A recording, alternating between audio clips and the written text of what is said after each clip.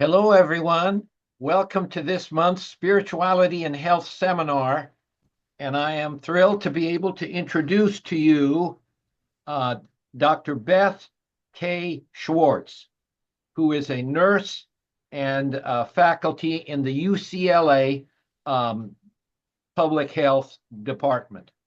Beth is also an ordained minister, in addition to being a public health nurse, and is nursing professor at the University of California at Los Angeles. A feminist researcher, she examines the intersection of religion, trauma, and women's health, focusing on adverse religious experiences. Formerly the director of women at Saddleback Church, she led global initiatives focused on the prevention of HIV/AIDS in Africa, and with extensive experience in public health leadership, strategic planning, and community coalition building, she integrates research and practice to advance women's health and adaptation to adversity. Her PhD research in nursing developed the theory of discovering self, a framework applicable across corporations, schools, faith-based communities, families, and individuals.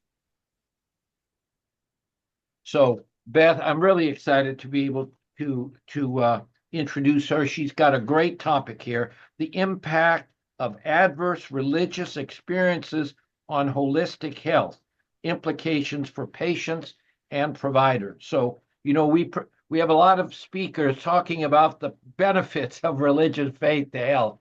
And so, they're not always positive. So Beth is going to give us a little introduction to this area and tell us a little bit about her work. So Beth, go ahead and take it away. Thank you, Dr. K. And I'm just going to share my screen here. I really am honored to be able to be on the call today. These meetings and workshops have been really integral in my own growth as a provider and a nurse and a pastor.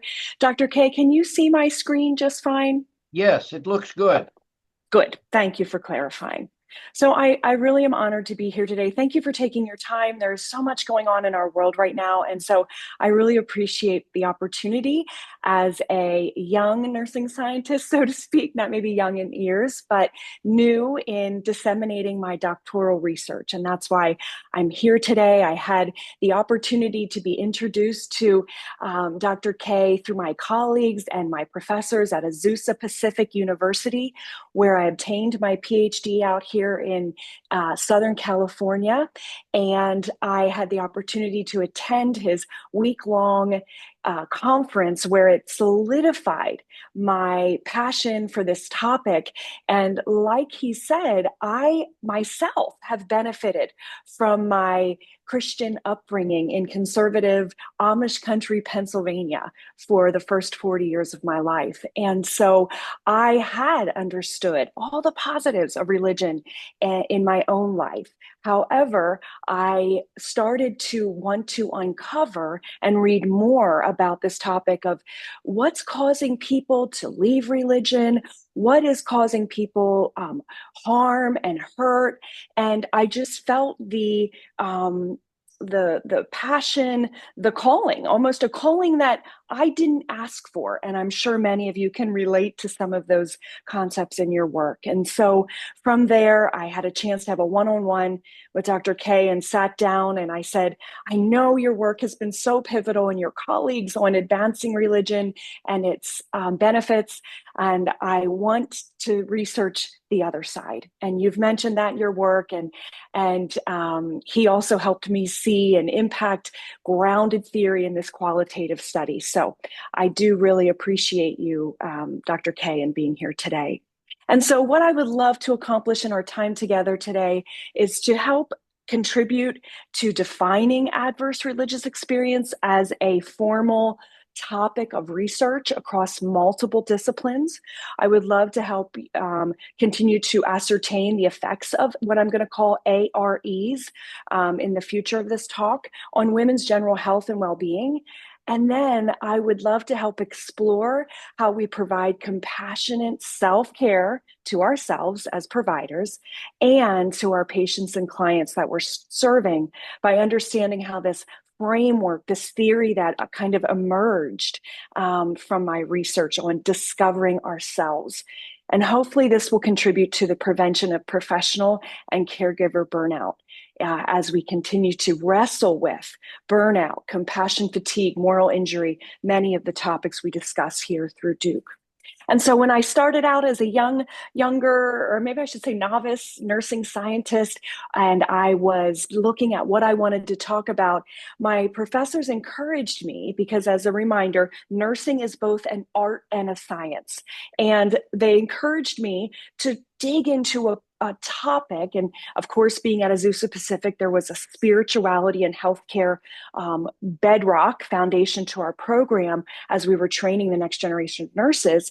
They said, Beth, pick a topic you will never grow tired of talking about, because this is your lifelong research agenda, and it will be important for you to talk about and look and research things that you're passionate about. And so as I looked over my life, I pulled in my pastoral roles, which culminated moving out to California and becoming Saddleback Women's pastor. Growing up in a community where I was seeing some repression of females, and I had a passion for looking at how we elevate women and grow trauma-informed nursing science. I felt this was all contributing to the big question that my research would answer, and that was defining adverse religious experiences. And so that's where my purpose and my aims of my study started to form and become the bedrock. I was doing my literature review, as we do in those early years of our doctoral training and graduate work, and I was beginning to look at discovering the types of studies that were out there on harmful effects of religion. And Dr. K's work and colleagues pointed to some, but there was a paucity of literature out there. There was not a whole lot, especially in nursing and medicine. I was finding some studies in sociology, anthropology, theology, psychology, but I wasn't finding any of this conversation within the medical framework. And so this even propelled me forward to contribute to this gap in literature. I wanted to do something that would contribute to new science. And so I was looking at theoretical frameworks. I'm one of those theory nerds. I've enjoyed reading and understanding philosophy and underpinnings from so many other disciplines that would help undergird my study. And from there, I wanted to understand the amounts of studies that were out there about religion and its positive and harmful impact. And I found so many studies on the positives, as I've mentioned. And I understand, and I have been a recipient of those. But as again, I was finding a lack of harmful research. And so I knew that that was something I could work on. So in my studies and in my research in the very beginning, I did find the Religious Trauma Institute. And there are a couple other institutes in the United States that in the last, I would say, 10 years have started to gather as a collective, do research together, highlight some interventions that might be working for therapists, social workers, chaplains, pastors. But I wanted to contribute this through the lens of the nursing realm, of course. And so currently, the Religious Trauma Institute defines AREs as any experience of a religious belief, practice, or structure that undermines an individual's sense of safety or autonomy, and or negatively impacts their physical, social, emotional, relational, or psychological well-being. And this is the current working definition that I utilized as a helpful touch point for this discussion of my topic, because there just isn't a unified definition. And I think we understand that as spirituality researchers, because there's often difficulty saying, what is spiritual health? Can we stack hands on a definition? Can we look at spiritual abuse and what that means? Things like that. And so I began to really want to understand some of the philosophical underpinnings of my project and what that would how that would yeah, undergird my study. And so I was introduced to Martin Heidegger and this concept of looking at design. He talked about the how we are thrown into this world. We are given this uniqueness as a human being.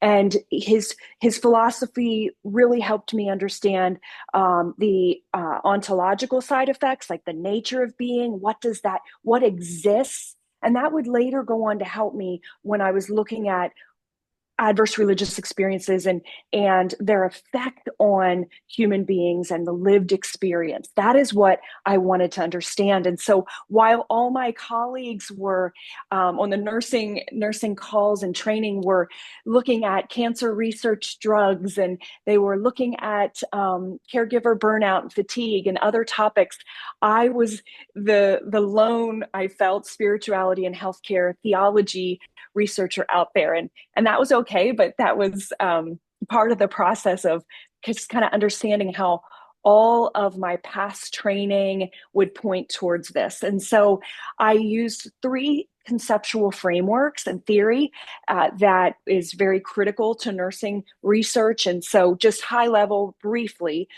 Carper's ways of knowing. Carper was a researcher in nursing science that really talks about increasing personal knowledge. Do you have self-awareness? When you are in a therapeutic relationship as a nurse and client, are you viewing them as a whole being? That we are always in a state of becoming and growing. And that would underpin my mindset as well.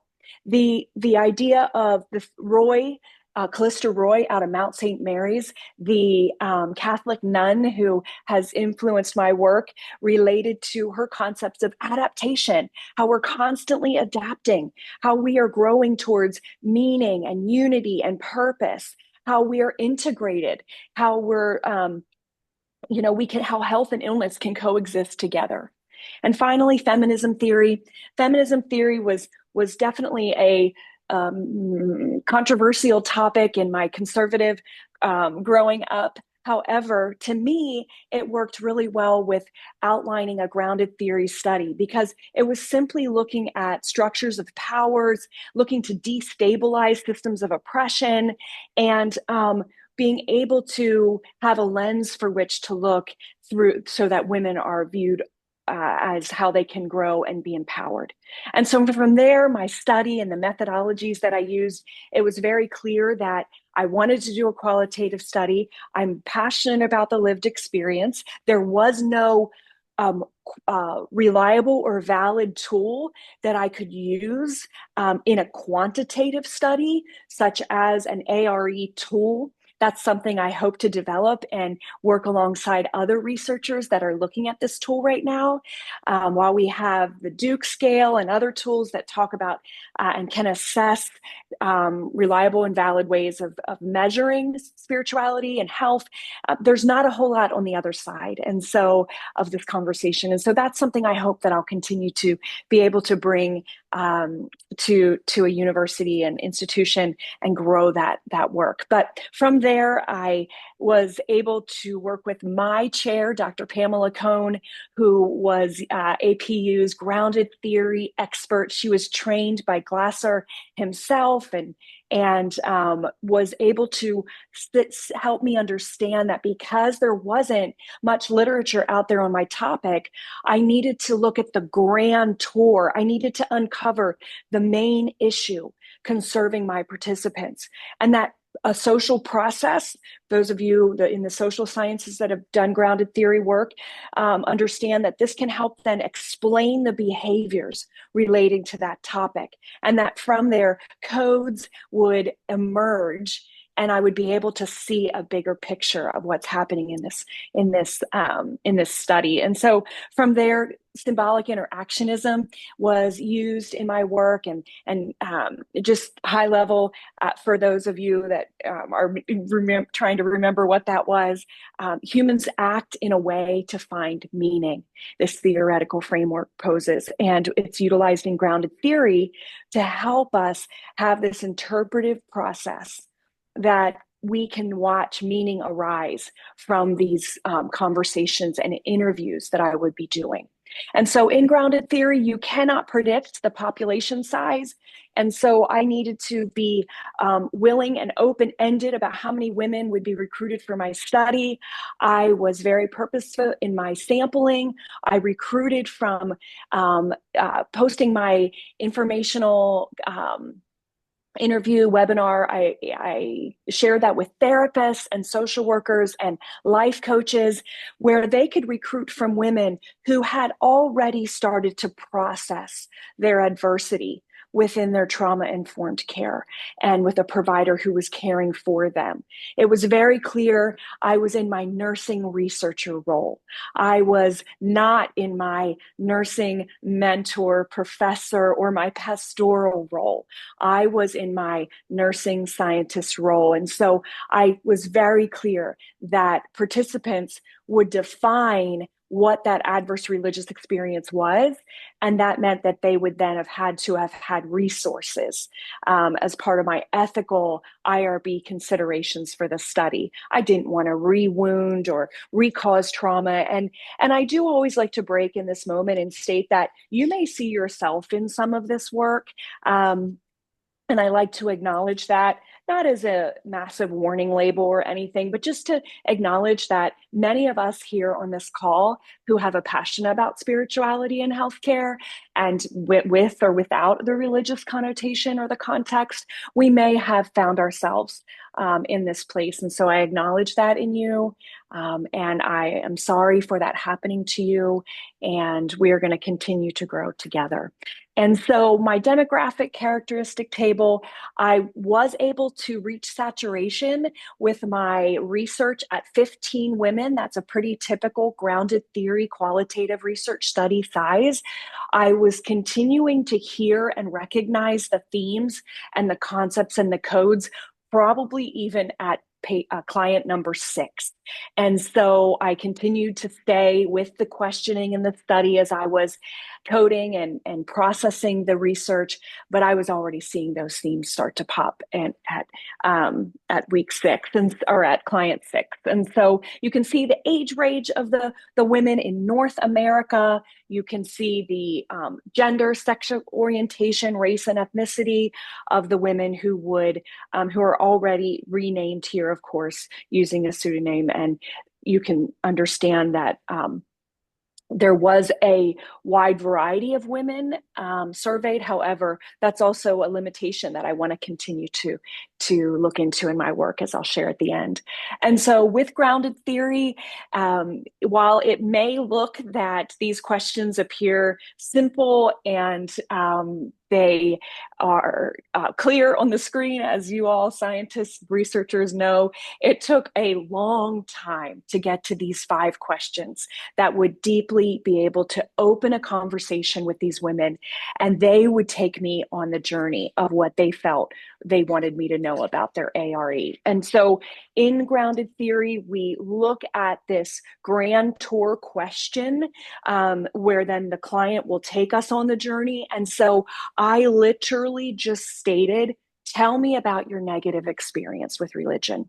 And if there was probing needed, which I rarely needed to, I would then ask the questions such as, tell me more, what happened, why was this negative?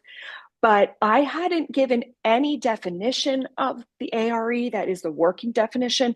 I hadn't recruited under a specific content. I wanted the women to define it for me and how they defined their negative experience. And so from there, I asked, tell me more and how it impacted your well-being. From there, I asked, how have your experiences influenced you? Your life choices, your health, physical, mental, spiritual, emotional, sexual. And at this time, what religious denomination or institution were you associated with? How do you relate to religion now? I wanted to understand, did that experience change their need or view for religion? Did they leave entirely? Did they stay? What did that look like? And then was there anything else they wanted me to share? And the women answered. And so the image you're seeing on the screen is my data analysis using in vivo software. It was a wonderful platform for me to log every single transcribed interview into the system for those of you that used it, and it would produce a code book for me. And I had 648 unique codes that were pulled from the computer analysis software. And from there, as you know, I went line by line by line, painstakingly, so to speak, reading through the trauma, the heartache, the challenges that the women had faced. And so this image is showing you the hierarchical charts. It's a diagram, a concept map of the biggest impacts and the biggest codes that were popping up. And so you can see mental health popped, the concept of self, spiritual awakening, etc. And so from there, this coding analysis, and at the same time, for those of you qualitative researchers, and you will understand me, we just look at the world differently. I look at the world through, I could see, and if you've done this work, while I trusted the computer software, I loved my big charts that were I could put all over my home, and I could see the framework coming as it emerged, as it was miraculously coming to the surface. I could see it. My gift is not the SPSS data statistics, my statistic courses. I needed so much tutoring, but this I could see. And I just want to recognize that that's also a gift for those of us that may feel a little, sometimes I feel a little inferior to my quantitative colleagues, and I appreciate all that you do and you spur me on. But it was just a beautiful representation from in vivo what I was already seeing. And so here is the theory, the basic social process that emerged. And this is where I'll share some quotes and some stories, but being able to put a lot of this on one slide, you may recognize yourself in some of these concepts. And so what I began to see, and what I now understand as, this is a theoretical framework that is not just for AREs. This is for any adversity you may or your clients have faced that I'm watching happen and was able to identify. And so the first thing the women talked about was this concept of what I call living in toxicity. They understood, they woke up, so to speak. And we hear so many of our spiritual leaders, not just from the framework of Christianity, but Buddhism, Islam, so many of our spirituality, religion, and frameworks give us this understanding of going through an awakening process. And so they started to wake up that the doctrine that they grew up with was not aligning with who they were in that moment. The dogma, the idea of feeling that that maybe some of the women talked about original sin and how that impacted them as a child and being terrified of hell, and some of the cultural frameworks that they grew up in their communities. Patriarchal structure. The women talked about feeling that they were gifted and called to be leaders and pastors and teachers and trainers, but that their home denomination didn't affirm who they were and how deeply wounding that was. They talked about unhealthy leadership, And this was all of my participants were coming from a Judeo-Christian background. And so they were talking about the unhealthy pastors that had caused deep harm. And I think we're seeing this out in the world like never before. Things are being exposed in religious spaces that have harmed our congregants and people. We talked about the especially groups, people that identified as LGBTQ or as transgender, that they were deeply impacted by the church as they grew up, and they were wrestling with dissonance with who they felt they were, but the teachings that were not helping them or even providing a safe place to share where they were and the challenges that they were facing with gender dysmorphia and other things. And so not only were they not given a safe space to process, they were harmed with being cut off and isolated from many people that were once their dear friends and people that they worked with and did life together. From the living with toxicity, the women began to describe next that there was a losing of self. They began to describe that they they kind of took a step back when they noticed the toxicity, and they saw that they had self-betrayed themselves. They had lost their voice, their agency, and their autonomy.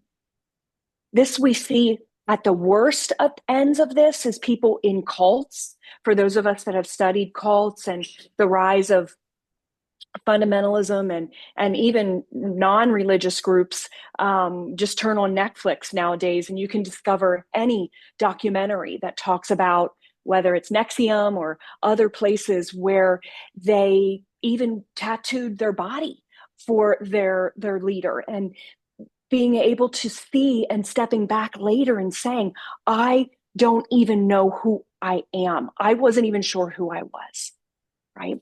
And so from there, the third phase they walked through was recognizing their woundedness. They began to name and wake up to how they had been wounded across the holistic part of their health. So when they talked about mental health, many would talk about symptoms that relate to, that we use in the trauma world, relating to CPSD, right? Complex PTSD. They would talk about anxiety and depression. They couldn't step foot back into some of those faith places because their body reacted physically with shaking, shutting down, fight or flight. They talked about how their depression could be related from high levels of guilt, from even just questioning, going through this process of assessing the complexity of their adverse religious experiencing. They talked about feeling that they had a conditioning. They were struggling with complying to be perfect with the religion and what they were experiencing, but they were feeling that crisis internally. They talked about emotional effects, anger. Women described not really understanding anger until they went through this experience and they began to awaken and they began to tap into that and understand what was that anger about.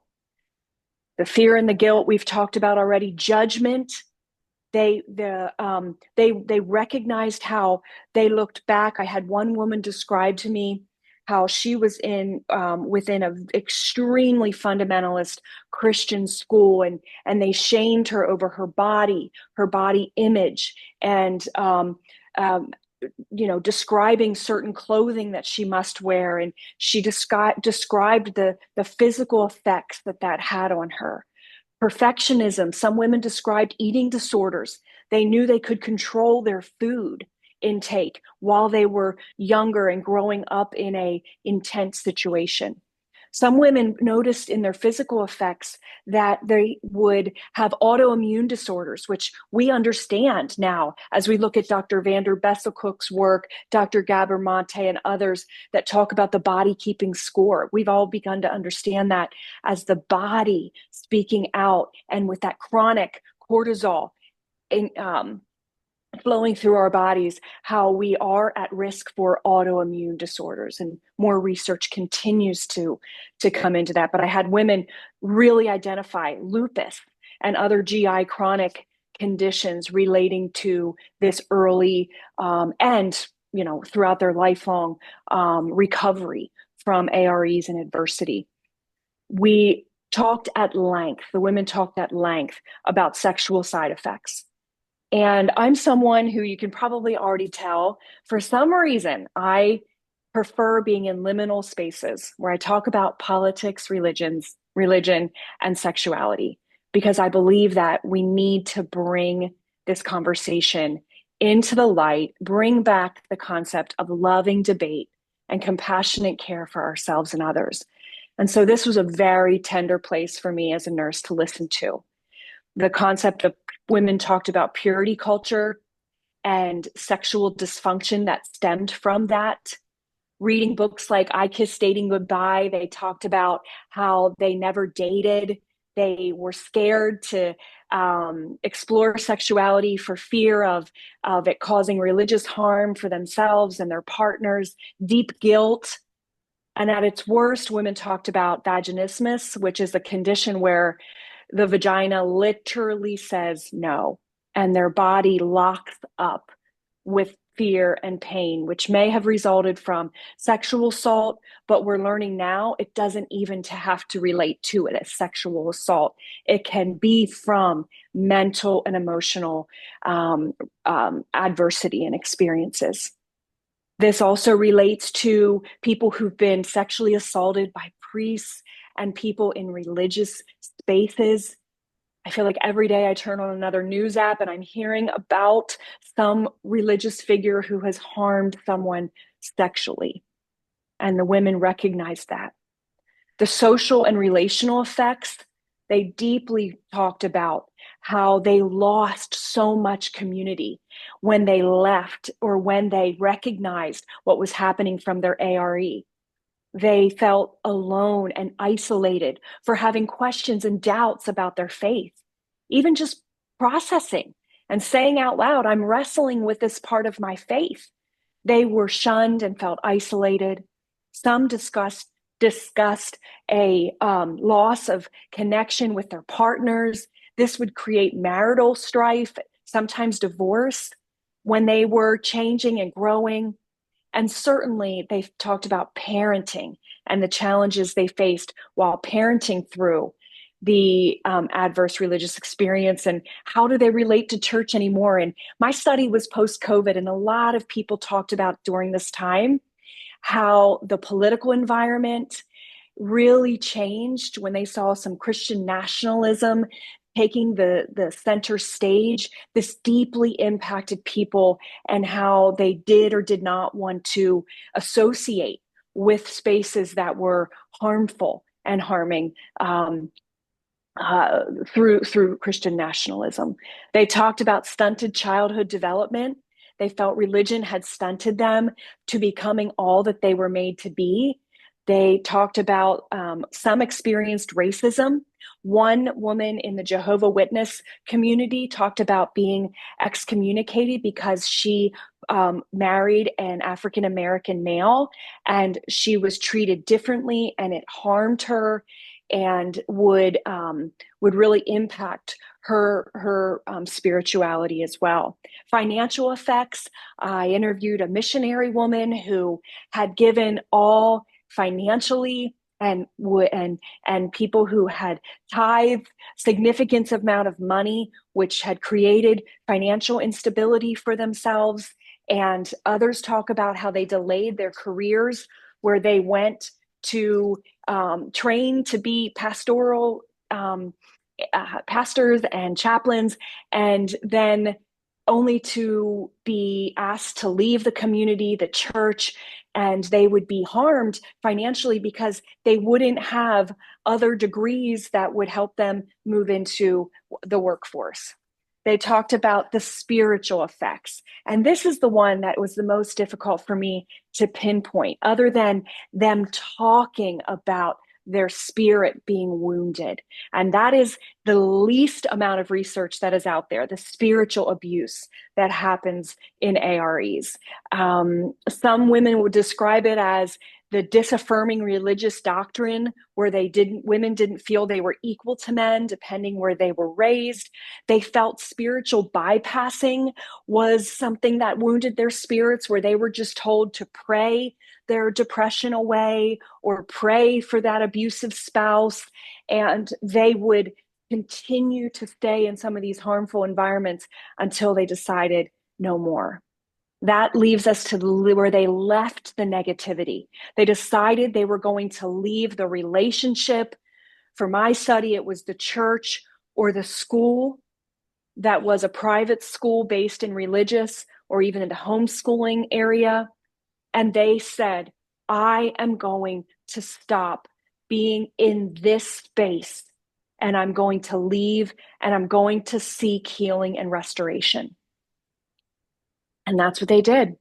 They began to talk to me about how when they left, they were able to start to listen to themselves through therapy, through different types of resources that help them listen to their body, yoga, breath work, integrating their experience of trauma and using things such as IFS, internal family systems. I'm sure the psychologists on the call today are deeply understand this topic, and how they were able to identify parts of themselves that were wounded. They could identify and care for the anger, the firefighters, to use IFS language, the managers and the protectors, all seeing all of their parts and giving that little child maybe that part that they severed off in their childhood development and agency and autonomy when they maybe didn't differentiate or individuate from their parents early on. They began to find find that voice, and they found self-trust. And then they began to integrate and move towards wholeness. And so that word wholeness can be tricky for some, and I'm sure you all identify with picking a word when this was such a robust study. Some people have challenged me on the word whole, that are we ever whole during this lifetime? And I know I myself, I'm always struggling to grow and continue to evolve into the Imago Dei, the uncovering the divinity in myself. But I did. It was the word I could really identify what they were telling me, because they had integrated that pain into their story. And so the last part of that puzzle was that they were awakening even more. This is where some would describe that they had deconstructed that language that's really hot, especially in the Christian world right now. They had begun to just critically look at what they believed about the religion where they grew up, asking questions. They named the dissonance. If there was an area of dissonance, they named it out loud. And they began to see that faith with wrestling is just part of the human condition. They developed a self.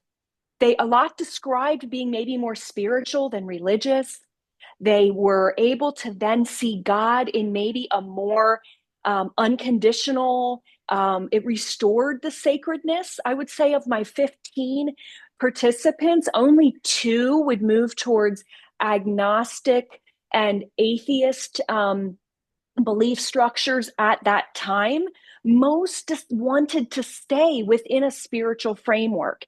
And from there, they found their voice, and they turned that advocacy to help others and to be a voice maybe for those that didn't have one. I'm going to pick up this puppy behind me. Um, I am a foster mom for puppies, as it is giving me a way to care for something during this time. And so one of the puppies is in the background. So, as it relates to my interpretation of my findings, this is how I asked AI to generate a image of what it looks like, this ethereal looking image of someone who was going through this process of discovering themselves. And that is the theory that I uncovered through that basic social process that I just showed you, where the women were describing this wasn't just a linear process, much like we understand grief right now. This was a process where you could go back and forth throughout the social process. This is a lifelong journey that they discussed happening. So that's why you see the actual the what do I want to say? The arrows are going back and forth. That this is not just a once and done process. So for the grounded theorists here, we know that then we start to utilize frameworks and the work of others that help us analyze and start creating ways to really analyze and inform our research. And so I have always, back in my days at Fuller Theological Seminary, in my theological master's, looked at The Stages of Faith by Dr. James Fowler. I'm sure many of you appreciate and know his work. And this really made sense to me because when I started looking at religious experiences that were negative, people were talking about how we go through stages of faith. And that sometimes, James would say, people only go through stage 1, 2, and 3. It's difficult for people to continue to go through stage 4, 5, and 6. Rarely do people get through to the universalizing stage of faith, where that person, and this describes what my women were talking about, that wholeness, where they were working towards altruism, and their work is to be looking at inclusivity. But a lot of the women I worked with described that they understood paradox, and that helped them develop universal ideas oriented towards other people. But it also, they described being able to understand that sometimes people only will live in stage 1 or 2, where it is black and white thinking. There is maybe a little more closed thinking, and that's where people will stay. Right? And so the other tool that I really have utilized as a nurse, public health nurse, of course, is the social ecological model. And so for me, it was really important to look at how this impacts the individual who is suffering from an ARE. This affects our families. This impacts our organizations, our communities. Remember, I grew up in rural Amish country, and now I live in the greater Los Angeles community. And people are finding me with AREs across any of these areas. And then, of course, looking at policy. What can we do to continue to be trauma informed with AREs? And so the implications of my research show that two different lenses. We look through the theoretical lens and we look through the practical lens. And so for me, how my research is going to be moving forward is that there are really less PhDs being generated by nursing students right now. And in the nursing world, we are in a crisis of faculty. We're in a crisis of many of the baby boomers retiring, and some of us Gen X nurses. COVID really did a number on us. And so we want to move in towards academia, et cetera. We needed more looking at women as vulnerable, and looking at how the rise in fundamentalists, when we look at what's happening in Iran and women who've been harmed for not wearing the hijab, things like that. We need to continue to have frameworks and theoretical ways that help us understand cultural, patient-centered care and trauma-informed care. Practical implications for my study relate to how we are going to train healthcare and nursing staff. I want to train the physicians, nurse practitioners, people who, women, OBs providers who are working with women. I feel that if they would ask a few more questions, they would understand maybe the woman is struggling from an ARE, whether it's a mental health, physical problem, etc. I want to continue to apply adversity, this theory for healing from adversity across all sectors. I want to train pastors and clergy and chaplains about how we can have how we can help them understand that they are not, they need to be trauma informed and emotionally healthy, and they will be able to not cause harm, not cause any more AREs. May we all be trauma informed. My last minute here, I already at 9:45, is that we would begin to look at policy that prevents the trauma and abuse. What can we be doing through policy that can protect and help others? And so I hope that as I end this call, and my slides will be available, that you look at yourself as a provider and provide yourself self-compassion. Know your adverse religious experiences. Know yourself, where you want to be a healthier leader. Know your dissonance and know your warning signs that might relate to a stress injury, your own spiritual abuse, your where you are growing from complex PTSD. And may we move towards post-traumatic growth syndrome. I am so excited about the new theories that are coming out there that relates to us growing and healing. Thank you for listening, and I am going to stop sharing. Thank you, Beth. My gosh, what a tremendous volume of knowledge to expose our viewers to, and just terrific research, and it makes a lot of sense to me. So let's open it up for people who would like to ask Beth some questions. I'm sure there are questions here, and just unmute yourself and ask your question.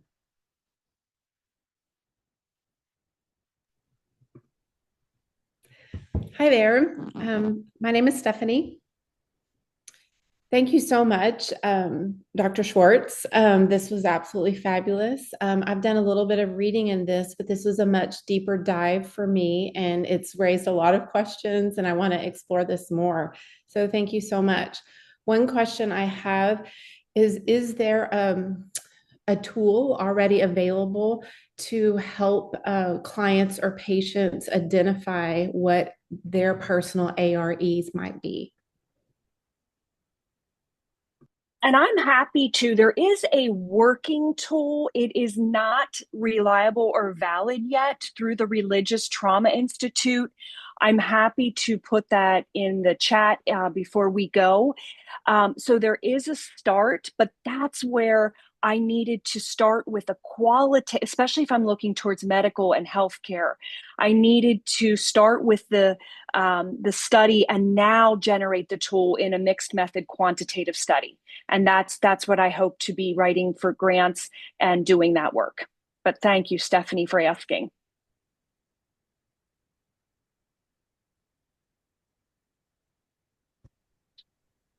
Any other comments or questions? Yes, John Heather. Petit. Oh, I'm sorry. Yeah, hi, thank you for your presentation. I'm thinking of the work that Pargament and Exline have done about spiritual struggles and categorizing them. I wonder if you've related your work to theirs. Can you say the names again, John? Ken Pargament and I forget Exline's first name, but yeah, Julie yes, Exline. yes, John. Julie, yes.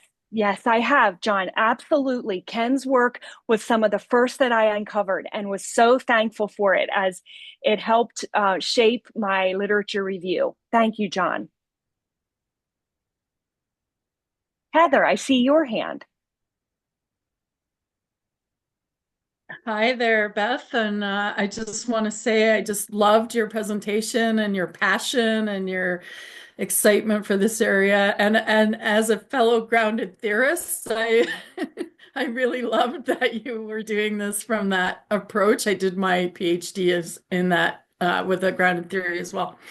It's not so much a question, but well, I guess it is sort of a question, but so I put a link in the chat. My master's student actually did a very similar study with evangelical women in British Columbia, and the findings were very similar to yours.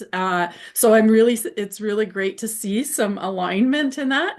One of the things that has been cropping up for me, because I do a lot of consultations for therapists, and what has been arising, particularly in adolescence, is that this process is starting at an early age. So I'm wondering, like, I haven't had a chance to do a bit of a dive into that. And my area of research typically is children and adolescents, but I've sort of been removed from the spiritual distress piece right now. But are you aware of anything around like how do we support the people from early adolescence when this is starting to crop up for them, right?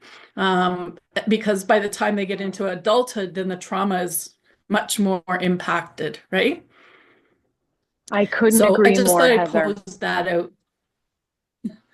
Yes, I couldn't Mm. agree more. And so that's where I would like this work to infiltrate the pastors, churches, synagogues, temples, mosques, and so that people understand how, as a leader, they can impact in negative ways, etc. But I will tell you, my work now, I say I'm a pastor outside of the church. I'm a pastor for those who have uh, don't feel safe within a religious space, and they keep finding me. And to exactly your point, they are teenagers who are struggling, and so I have to just continue to hold, just as I learned in nursing school, that presencing where I am letting them talk, letting them be open with their questions and their doubts and their fears, and supporting their parents through,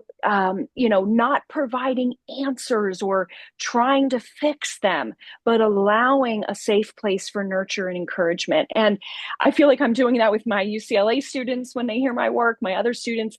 They want to be able to individuate from their parents. And we know from Erickson, they're supposed to be asking these questions in their adolescence. And where are we providing safe places for them? That's my goal. Hmm. Yeah, and in particular, if we think of that, differentiation of self and individuation process and identity formation, that's all going on, right, at that adolescent age. And so, and then how do we support youth who are saying, I don't want to be part of this anymore, but I can't tell my parents because they'll disown me, right? Well, Heather, So you're right. that's And a tricky one, right? it's a tricky one. And that's what Catherine just said in the chat here about the LGBTQ community. And yes, I've read extensive on queer theologians and how they have been harmed in their families and beyond. And so I really feel that if we can continue to support parents in understanding this work and trauma and being able to create a safe environment. And I will say, I'm a test kitchen over here with my two college age students. I went from being a very conservative, almost Mennonite, to someone who has gone through my own process of evolving. And so we have a petri dish in our home of allowing our youth and our children to question and doubt and come back to a safe place. And not that we've done it perfectly. So yeah, thank you for that. Professor Schwartz, thank you for your presentation. Yes, Um, thank you. uh, I do eating disorders care and interested in the overlap here. You Prevalence of eating disorders in the general population is about 9% across anorexia, bulimia, and others. I'm guessing you had higher representation than that in your sample. Do you know off the top of your head what that was and can comment on it?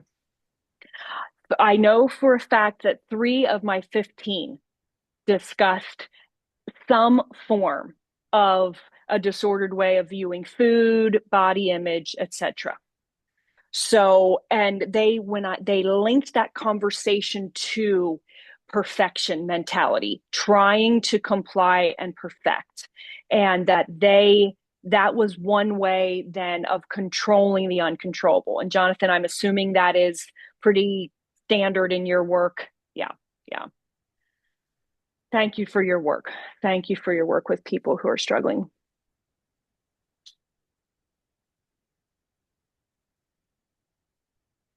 We've got 5 more minutes, so anybody who wants to ask Beth a question, this is your opportunity. Anne, I see your hand.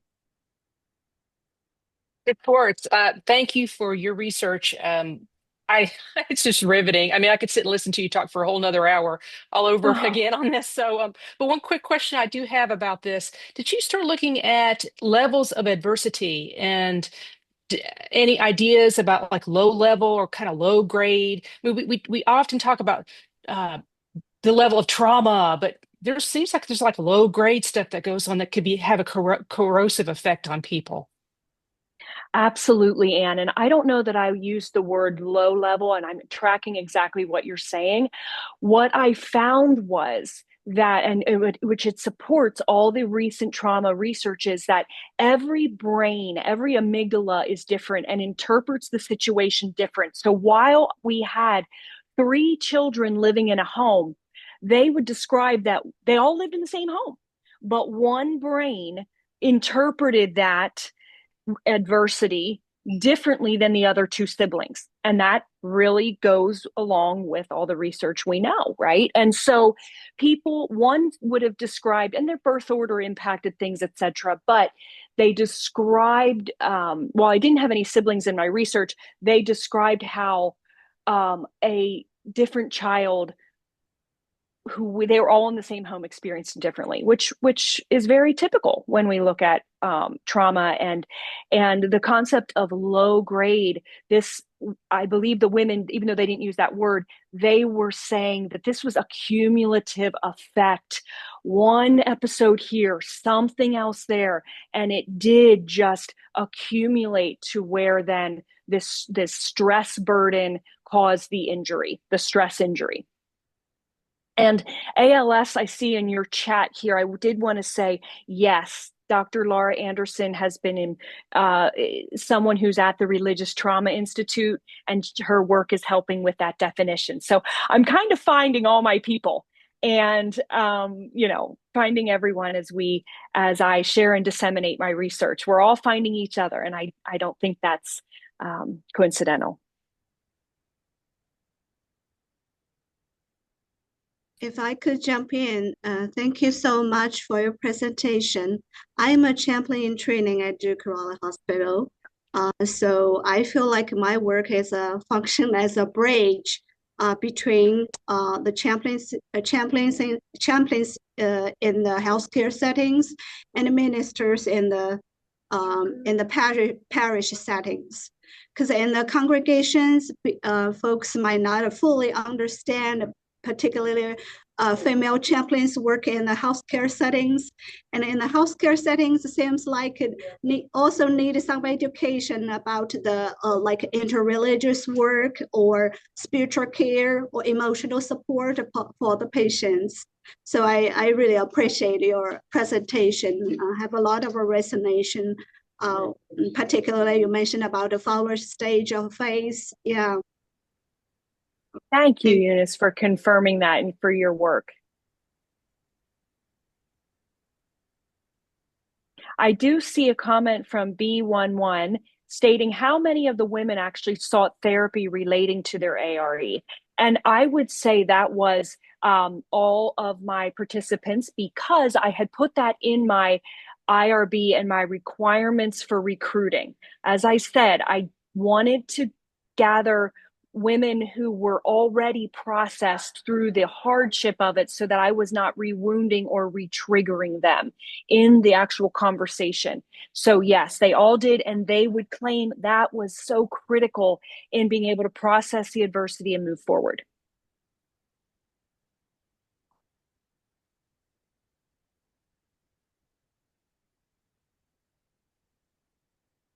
Well, if there's no, I was going to say, Dr. Koenig, I mean, I'm looking in the chat. I think we have everyone in the chat. I was about to say we have one more minute if somebody has a question that they would like to ask Beth. Again, this is just a unique opportunity on a topic that we don't hear much about. And this is your last chance, so to speak. Sherry, I see Sherry. Hi. Good morning. I'm very interested in one of your comments on one of your slides, in utero trauma, especially in a Christian family, and breastfeeding trauma.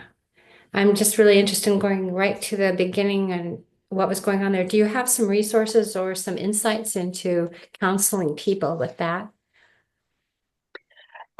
So when I talked about, I think it must have been mentioned about in utero trauma, looking at how all of the ACEs research, and I utilized ACEs in my work, that all the trauma showing that if your mother was depressed or anxious during the time you were in utero, that you had more likely, just needing to move because I hear mowing going on. You're more likely to also have depression and anxiety as you grow, because the baby's brain has been bathed in that cortisol and stress hormones. And so I don't know that I have specific resources for breastfeeding trauma and things like that. It didn't come up in my study, and it wasn't necessarily connected from an ARE. However, I do recognize, and I think the women would say, that understanding how the cortisol and the trauma impacts their health as a woman also impacts their ability to be a parent, to be able to be the mother they want to be. I had to go on my own therapeutic journey to be the mother that I've wanted to be and heal from some of my own AREs. And so I appreciate the question, and I'm sure it's going to continue to come up as I do this lifelong body of research. Thank you. Okay, Beth, thank you so much for a brilliant presentation. And I thank all of you who asked the questions and who took time to listen to this brilliant presentation. So thanks everybody, and we'll see you next month. Bye-bye.